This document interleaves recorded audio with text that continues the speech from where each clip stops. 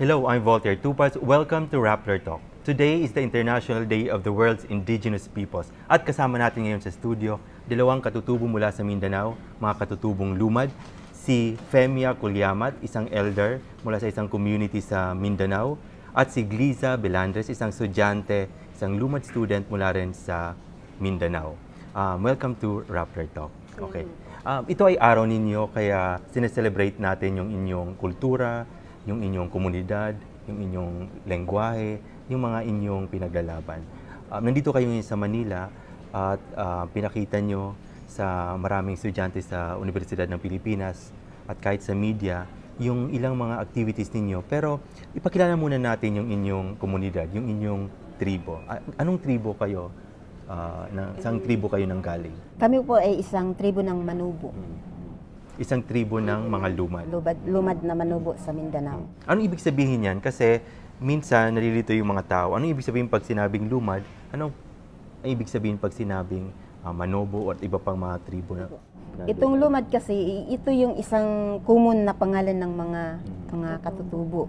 Tapos siyempre pag lumad ka, kailangan may tribo ka na, halimbawa ako ay isang lumad na Manubo sa Mindanao. Particular sa Surigao del Sur sa Caraga region. Ang alam namin, around 16% ng mga katutubo sa populasyon sa Pilipinas ay mga lumad. Lumad sa iba't ibang tribo. 60%, no? Around 60%. Iba't ibang tribo yan. Pero iba't ibang tribo yan. Kayo ay isang Manubo. Pero ipakilala natin kung sino ang mga Manobo. Halimbawa kayo, paano niyo ipapakilala sa mga hindi pa nakakaalam, sa mga batang nasa internet ngayon, sa iba pang mga mamamayan na hindi pamilyar sa inyong kultura? Maaari niyo bang ipakilala ang inyong tribo? Kami po ay yung tribo ng Manobo na kung saan kabilang kami sa mga natatanging lahi sa mamamayang Pilipino. At siyempre kami yung original na nanirahan doon sa aming mga lugar at meron kaming sariling sistema ng ekonomiya, ng politika at ng kultura na ito'y mula pa sa aming mga ninuno. At ito yung hindi sinuko ng aming mga ninuno sa mga dayuhan na nanghihimasok dito sa ating bansa. At yung sa amin ang sistema ng aming mga ninuno, halimbawa sa pangunguna at saka yung sistema ng ekonomiya at ng kultura, ay minamana talaga namin sa kanila. Hindi namin yan binitiwan, dala-dala namin. Kitang-kita naman sa kasuotan ninyo, talagang dala nyo pa hanggang ngayon. Maaari nating tanungin si Gliza. Ikaw ay bata pa pero malawak na yung kamulatan mo. Pero ipakilala mo muna kung ano yung na-appreciate mo sa iyong kultura. Halimbawa ngayon, yung kasuotan mo. Maaari mo pang ikwento sa amin? Ano po, ang kasuotan po namin, halimbawa nito ay sa sinauna pa pong panahon ay sinusuot ito ng mga dalaga ng mga dato na hindi pwedeng ilabas at ipakita sa ibang tao. Kailangan po ay nasa loob lang sila, nasa silid ng kwarto. Kaya po, ngayon po sinusuot po namin ito kung may ritual kami at may panahon na ipakilala namin yung aming tribo.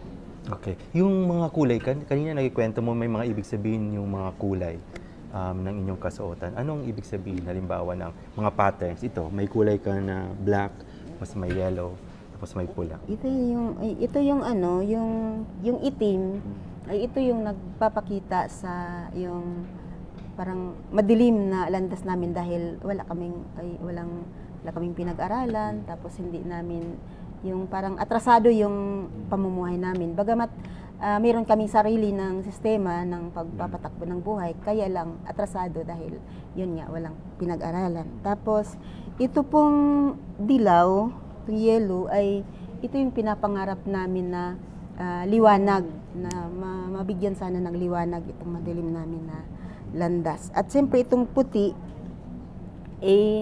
yung kapayapaan. Pinapangarap namin na mapayapa ang aming lugar. Dahil noon sa aming mga ninuno, masasabi pa nila na napakapayapa ng lugar nila, malaya silang makakilos, tapos sagana ang kanilang buhay. Tapos yun ang ano. At itong pula naman, dahil kahit naman ganun ang aming ano, palagi kaming dinidiscriminate, tapos parang hindi kami kinilala sa lipunan, tapos parang yun, discrimination nga. Kaya yung pula ay nanindigan kami na matapang pa din kami na ibahagi yung kung ano ang tunay na kalagayan namin ng mga katutubo at kung ano yung hangarin namin sa buhay. Yan, pag-usapan natin yung kalagayan ninyo. Kanina nabanggit mo na wala kayong pinag-aralan yung sinabi mo, pero malinaw na mayaman ang inyong kultura at ang inyong kaalaman. Pero sa punto de vista ng namamayaning sistema ng edukasyon, yun ang sinasabing sukatan, sinasabing walang pinag-aralan. Pero kitang-kita kay Gliza, ikaw ay isang third-year student na at sa ating pag-uusap kanina ay napaka-articulate mo. Anong masasabi mo doon sa perception, yung mga pananaw ng iba na hindi kayo nakapag-aral, at iba pang mga misconception tungkol sa mga lumad? Ano po, ang masasabi ko po, kaya po ang mga kabataang lumad sa noon pa man, nang wala pang paaralan, wala talagang pinag-aralan dahil hindi nga naabot ng serbisyo ng ating gobyerno. Kaya dahil po sa mga pagkakaisa ng aming mga leader, mga magulang, ay natayo yung mga paaralan namin at bunga na din sa mga tulong ng mga NGOs at mga taong simbahan. Lalong-lalo na yung nagbigay sa amin ng inspirasyon na magkaisa at magtayo ng paaralan namin si Pastor Ireneo, Monsignor Ireneo Amantillo. Kaya po natayo yung paaralan namin. Kaya ngayon yung mga batang lumad ay may mga pinag-aralan na at hindi na pwedeng lukuhin ng mga iba't ibang mga dayuhan. Nakwento mo yung pagkakabuo ng inyong school at napaka-controversial ng inyong eskwelahan. Ang tawag ninyo ay Alternative Learning Center for Agricultural and Livelihood Development. Lalo na nung isang press conference ni President Duterte after ng kanyang State of the Nation address, siya ay nagbanta na bobombahin niya yung mga schools ng mga lumad, particularly ng Alcadeb, dahil daw ito ay pinamumugaran ng mga NPA, tinuturoy yung pagiging subversibo, pagiging aktivista. Anong masasabi mo doon sa nabanggit ng Pangulo nung narinig mo yon? Ang masasabi ko po, kami pong mga batang lumad na narinig namin at yung sinasabi ni President ay parang nangangamba po kami dahil bubumbahin yung paaralan namin. Ang paaralan namin ay pinakamahalaga po para sa amin dahil ito ang nagmulat sa amin at ito na din ang naging ilaw po para sa aming daan patungo sa maganda naming kinabukasan. Ang nangangamba po kami dahil di po namin gusto na mawala yung alternative school or mga lumad na paaralan namin dahil itinayo ito ng aming mga magulang, hindi galing sa gobyerno natin. Kaya po malaki po itong apekto sa mga lumad na paaralan, lalong-lalo na doon sa amin sa magkahunaw na komunidad. Ang 62 enrollees po ng isang elementary school sa TREPS ay naging 19 na lang sa pagbitaw ni Presidente sa kanyang sinasabi na bubombahin yung paaralan namin. Masakit po para sa amin, lalong-lalo na yung sinasabi niya na itinayo ito ng NPA. Masakit po para sa amin dahil hindi kami ipinagmalaki at hindi kami tinitukoy na kami mismo yung nagtayo sa aming paaralan. Bakit yung iba pang tao ang tinutukoy nila na hindi naman yun ang nagbuo sa aming paaralan? Mga leader, mga magulang namin ang nagtayo sa aming paaralan, hindi nila tinutukoy na sila mismo ang nagtayo nito. Femia, after nung speech na yon, ng statement ni President Duterte na yon, nilinaw ng Armed Forces of the Philippines na yun lang ay isang paraan ng pananalita ng Pangulo, makulay na pananalita, pero hindi nila i-adapt yun bilang polisiya. In other words, hindi nila bobombahin yung mga schools. nadala lang siguro ang Pangulo. Anong masasabi mo doon? Ito ba ay nakatulong para... Ano po, sa masasabi ko, talaga namang ang daming nagsabi na ano lang, joke lang yan daw ng ating Pangulo. Pero sa amin, ano kasi, nangangamba talaga kami dahil siseryosohin ito ng mga militar. At napatunayan na nga namin dahil nang dumalo si General Anyo doon sa Tago, Surigao del Sur, dumalo siya ng July 31, dumalo siya ng ika-43 na anibersaryo ng 36th IB, na doon niya sinasabi na wasakin ng mga AFP ang mga school doon sa lalo na yung Alcadib, dahil ito daw yung itong Alcadib daw ay para lang ng NPA, at saka ang itinuturo daw ng mga bata itong maging subversive. Ikaw ay naging estudyante ng Alcadeb. Maano bang ikwento sa amin kung anong tinuturo sa inyo exactly? Tinuturuan ba kayong mag-armas, maging miyembro ng New People's Army? Sa paaralan po namin, malinaw po na ang pinagpapaunlad po, ang pag-aaral po namin ay nakasalalay sa pang-ekonomiya. Dahil po sa isang araw po mula Lunes hanggang Biyernes, ang gagawin po namin, gumising kami ng alas 4 ng umaga, mag-prepared kami para sa mga gawain namin sa pagsaka at humanda para pumunta sa sakahan. Pagka 5 AM ay po, kailangan nasa farm na kami at magsasaka kami hanggang 7 AM. Pagka 7 AM, umuwi kami sa mga dormitory namin para kumain at gagawin yung mga tasking namin, mga tasking sa loob ng dormitory namin. Pagkatapos ng pagkain at pagtasking namin, ay magre-ready naman kami para sa pag-aaral namin. Nag-aaral kami alas 8, magsisimula yung flag ceremony namin hanggang alas 9 ng umaga. Tapos pagka alas 11, pagka alas 11 ng umaga ay uuwi kami sa dormitory, tapos magtatasking naman, tapos gagawin yung mga homework namin. Tapos pagka 1 PM, magsisimula naman yung klase namin hanggang 4. Tapos pagka 4 PM, pag matapos na yung klase namin, ay pumunta kami sa bawat garden namin at gagawin yung mga garden namin. Tapos ang paaralan po namin, ang major subject talaga ay agriculture, dahil tinuturuan yung mga estudyante na mamuhay at mabuhay kahit nawala sa gilid ng mga magulang. Sa dami ng tinuturo sa iyo, sa nabanggit mong schedule, anong pinaka natutunan mo doon sa school? At ilang taong ka na ngayon? 14. 14 ka na, tsaka third year high school. Ano yung favorite mong subject o anong natutunan mong maaari mong i-share sa inyong komunidad? Ang pinaka malaking na natutunan ko at naging paborito kong subject ay ang agriculture. Dahil sa pag-aaral ko ng agriculture ay naisip ko na pwede ko itong ibahagi sa mga kasamahan kong lumad, mga kabataang lumad, dun sa komunidad para magawa nila to sa kanilang mga sakahan.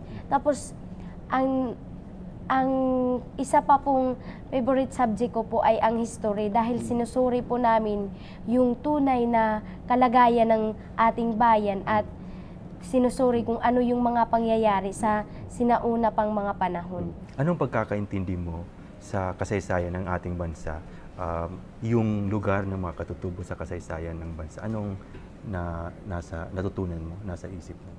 Ano po, ang komunidad po namin ay isang nasa bundok. Kaya po, ang nakatira doon, natutunan ko lang po, ang mga lumad po ay hindi nasakop ng mga Espanyol at hindi nila nasakop, kaya nanatili silang pinaunlad yung mga kultura, nanatili kaming pinaunlad yung mga kultura. Kaya hanggang ngayon ay pinatuloy po namin yung mga iba't ibang kultura namin. Kaya ang natutunan ko po, lalong-lalo na sa history, ang mga lumad ay siyang mga malakas na nanindigan para sa mga lupang ninuno na naiwan ng mga kanununuan. Pag-usapan natin yung lupang ninuno ninyo or tinatawag nating ancestral land or domain in general. Maaari mo bang i-describe yung inyong lupain? Ano yung mga nandoon na mga resources? Kasi alam naman nating pinag-aagawan yung mga resources ninyo. May mga mina ba dyan? May mga iba pang projects ba dyan na nakakasira ng kalikasan? Ano ang kalagayan doon sa inyong lupain? Siyempre, ang kalagayan kasi ng aming lupain noon ay siyempre malinaw doon sa ating sa ng Pilipinas na tayo yung pinakamayaman. So, mayaman tayo sa mga minerales ng gold, ng copper, ng bromide, ng kahit anong mga natural resources. Tapos doon sa aming hindi sa buong Mindanao, makikita talaga yung buong Mindanao na matataba talaga ang lupa, na kahit ano ang itatanim ay marami kang maaani. Tapos ito yung yung parang paano ng komunidad namin na mga katutubo, mayaman talaga.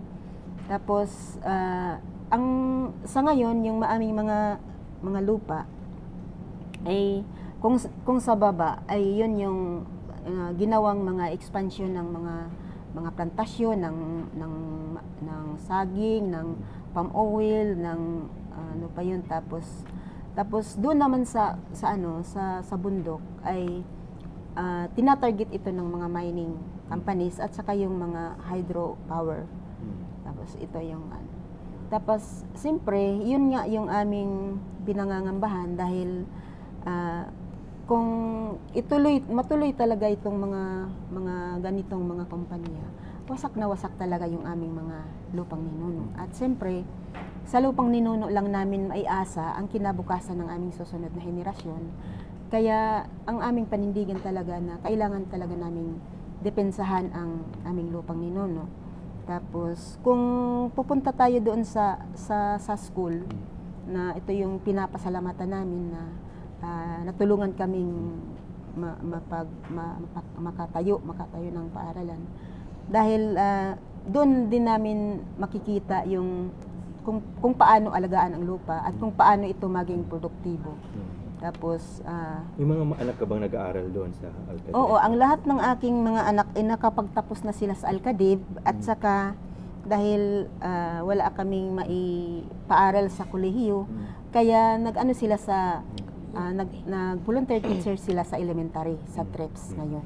Nakakatulong ba sila sa pagsasaka? Habang ng inyong village? Habang estudyante sila sa Alcadib, pag umuwi sila sa bahay, kung ano yung matutunan nila doon sa school, ay ginagawa nila doon sa aming sakahan. Kaya kung ano yung mga binigay na aral doon sa school, pinapractice nila doon sa amin ding mga sakahan. Kaya masasabi namin na kung ano yung pag-angat ng yung teorya ng agriculture doon sa school, maipraktika nila sa amin. Mas halimbawa yung pag-aalaga ng mga hayop, yun ang kanilang sa amin. Tapos ano masasabi mo sa naging pahayag ng Pangulo bilang isang ina na may mga estudyante dati sa school na yan, sa Alcadib? Kaya nga nung alas 6 yata yun ng July 24, tuwang-tuwa kami na lumabas nga si President Duterte. Tapos isa ako sa humarap sana na ang inaakala ko ay doon kami sa stage mag-usap. Sa State of the Nation Address yan, paglabas niya. Yung paglabas niya. Kasi mayroong ginawang stage ng mga taong bayan at doon nag-program. At akala ko doon kami mag-usap. Pero ang nangyari ay paglabas ng Pangulo, sinalubong namin ganito ang si Duterte. Tapos ginanyan kami ng mga kasama ni Duterte na muntik na akong nadapa. Tapos hindi ako nakasama doon sa stage.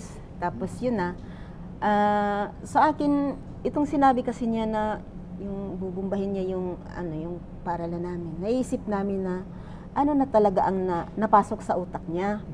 Dahil ng eleksyon, ng May 2016 na eleksyon, andun pa kami sa evacuation center noon sa Tandag City. Tapos sa totoo lang, itong aming mga buto namin na buong Katutubo at Moro sa Mindanao ay sa kanya talaga napunta. Hindi talaga nahati yung mga buto namin dahil sa kanyang sinasabing pagbabago na parating. Tapos yung kanyang mga mamamamayang mga hakbangin. In fact, naalala ko, nung maraming nag-evacuate sa Davao, sa iba pang lugar naman dahil sa alleged militarization sa areas nila, at maraming napaslang din na lumad nung previous na administration.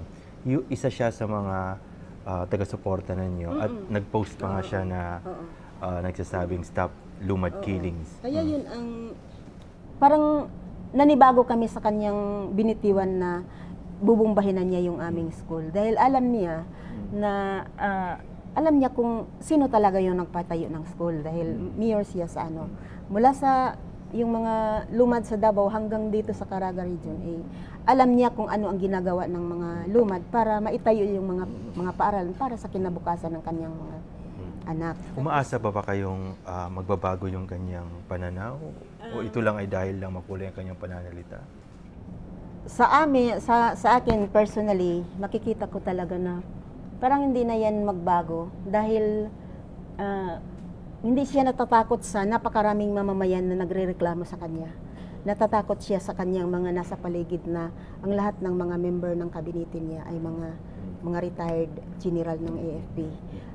Doon siya matatakot. Kaya masasabi namin na tuluyan na talaga yung sinasabi niya na parang hindi na niya nakikita kung sino yung mga, halimbawa kami, hindi na niya nakikita na kami ay namumuhay doon sa bundok.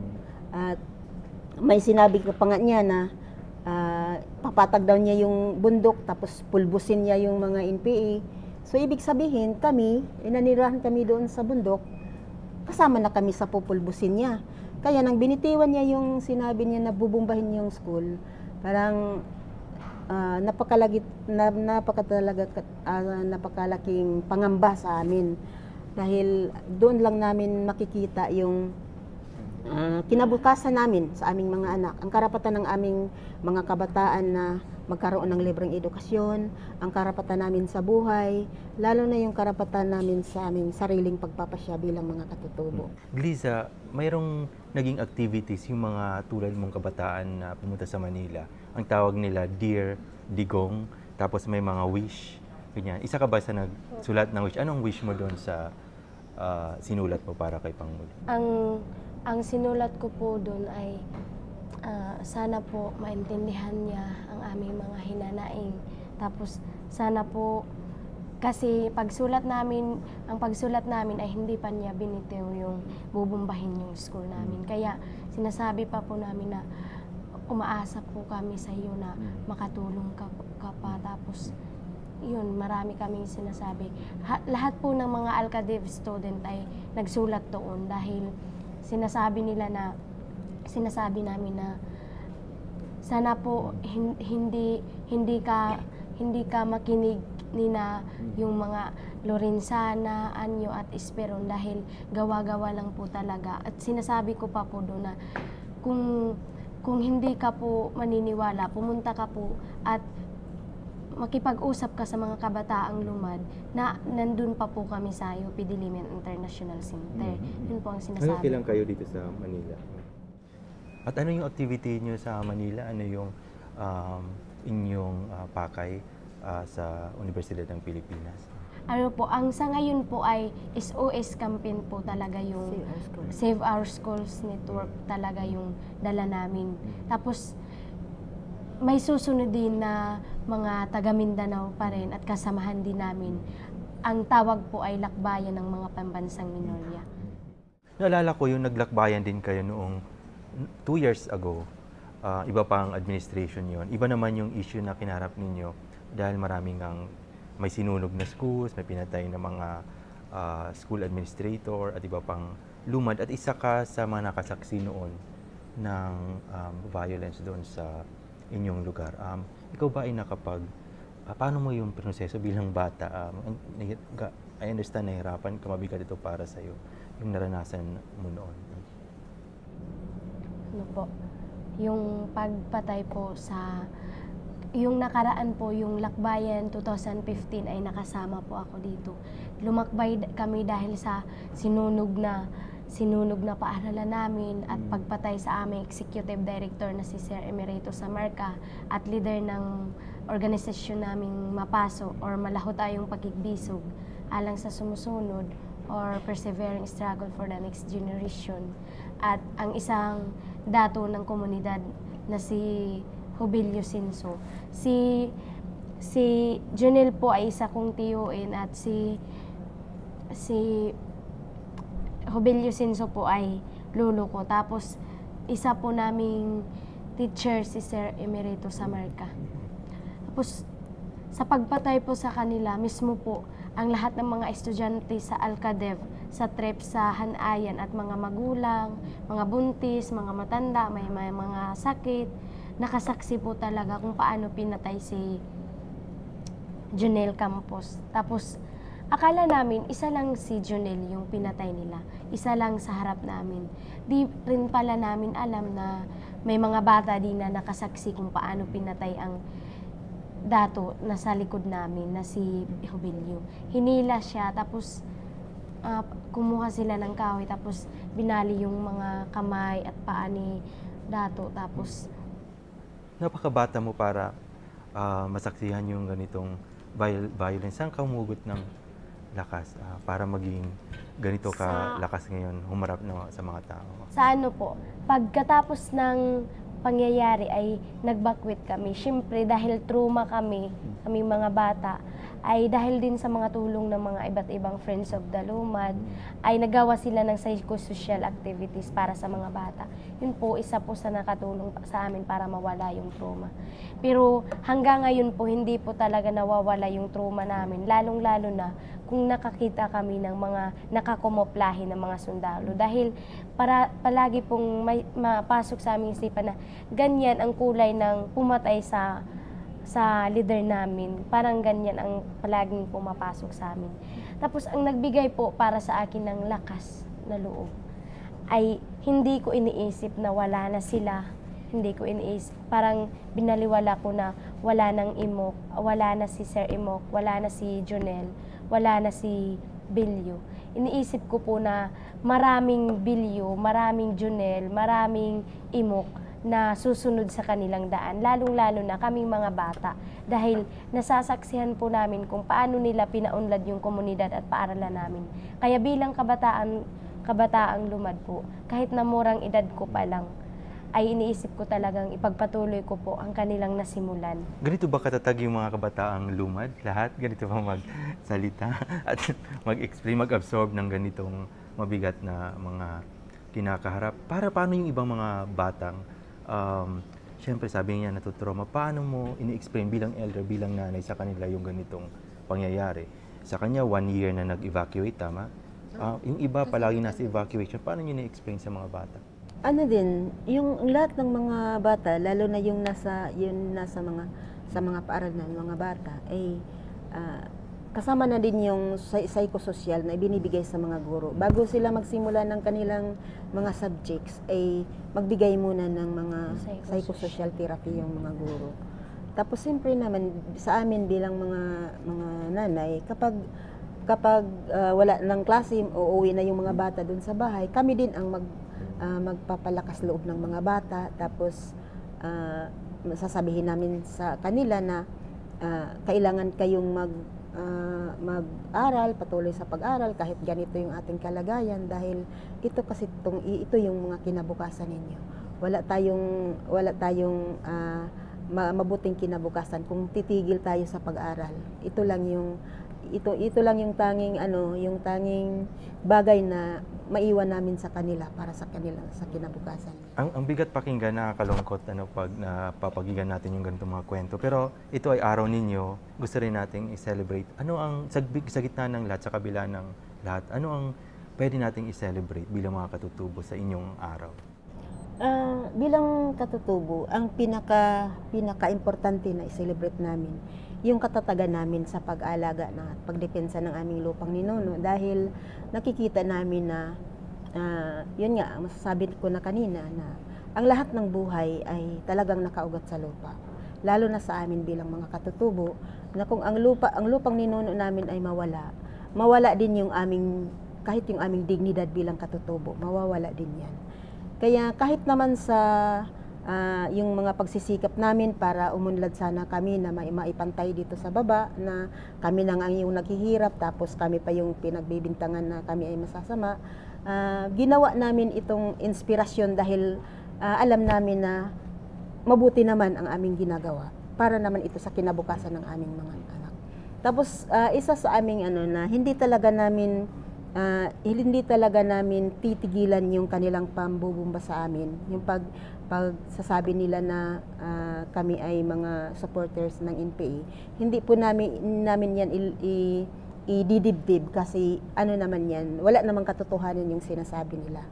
Tapos ang palagi din naming hinahamon yung lalo na yung kasi patuloy itong matinding militarization doon sa amin, lalo na ngayon na itong lahat ng mga school sa Mindanao na na bombahan, tapos nakikita namin na hindi lang salita ni Digong yung naririnig, hindi makikita talaga namin doon sa aming mga komunidad. Halimbawa naman yung sinabi ni General Anyo na binigkas na niya doon sa anniversary ng 36th IB, at saka yun nangyari din sa SOC Sergeant na nag-uusap yung pulis at saka militar na magkaisa sila para wasakin yung mga school ng mga lumad sa Mindanao. Gliza, a year from now, kung i-celebrate natin uli yung International Day of the World's Indigenous Peoples, anong gusto mong makamtan? Anong wish mo na a year from now, ito dapat yung kalagayan namin sa inyong village? Para po sa akin, dahil araw po ng mga katutubo, bilang kabataang lumad po, hanggang kailan at kahit saan po, patuloy talaga namin i-wish na makamtan na sana yung kapayapaan, lalong-lalo na doon sa amin. Lalong-lalo na ngayon dahil nag-martial law sa Mindanao, kami hindi yung mga terorista yung hinahanap ng mga militar. Para po sa amin, kami talaga yung hinuhuli, kami yung pinagkakasuhan, kami yung ang paaralan namin ang winawasak, hindi mga terorismo ang hinahanap nila. Kaya po, ang tanging pangarap ko lang po na makamtan yung tunay na kalayaan, hindi lang sa komunidad ng mga lumad, tunay na kapayapaan at katarungan, di lang sa komunidad ng mga lumad, kundi sa buong bansa. Dahil nakita ko po na hindi po talaga mapayapa ang kalagayan sa ating bansa dahil nakita ko po na may inalipin at may nag-aalipin. Ang sharp pong bata, 14 years old ka pa lang. Sana ganun lahat ng mga kabataan ngayon na nanonood sa atin ngayon. Maraming salamat sa inyong pagbisita sa Rappler Newsroom, at sa kabila ng inyong pinagdadaanan, binabati namin kayo ng Happy International Day of the World's Indigenous Peoples. Thank you for coming. I'm Voltaire Tupas. Thank you for watching Rappler Talk.